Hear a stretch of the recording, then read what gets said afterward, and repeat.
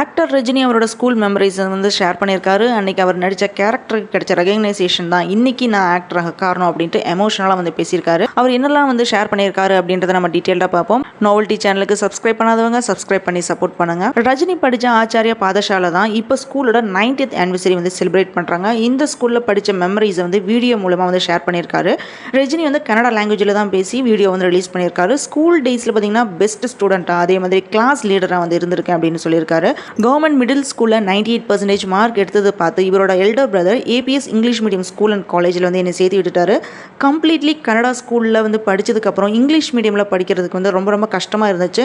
எல்லா சப்ஜெக்ட்டும் வந்து இங்கிலீஷில் இருக்கிறத பார்த்து ரொம்ப கஷ்டமாக இருந்துச்சு அப்படின்னு சொல்லியிருக்காரு. ஃபஸ்ட் பெஞ்ச் ஸ்டூடெண்ட்டாக இருந்தேன், ஆனால் லாஸ்ட் பெஞ்ச் ஸ்டூடெண்ட்டாக வந்து இப்போ என்னை புஷ் பண்ணிட்டாங்க. இதனால் ரொம்ப ரொம்ப டிப்ரெஸ் ஆகிட்டேன். ஏபிஎஸ் ஸ்கூல் டீச்சர்ஸ் வந்து லவ் அண்ட் கைண்டாக வந்து பிஹேவ் பண்ணினாங்க. மேக்ஸ், ஃபிசிக்ஸ், கெமிஸ்ட்ரி சப்ஜெக்ட் பார்த்திங்கன்னா ரொம்ப ரொம்ப டிஃபிகல்ட்டாக இருந்துச்சு. ஸோ என்னால் ஜென்ரல் எக்ஸாமில் வந்து பாஸ் ஆக முடியல.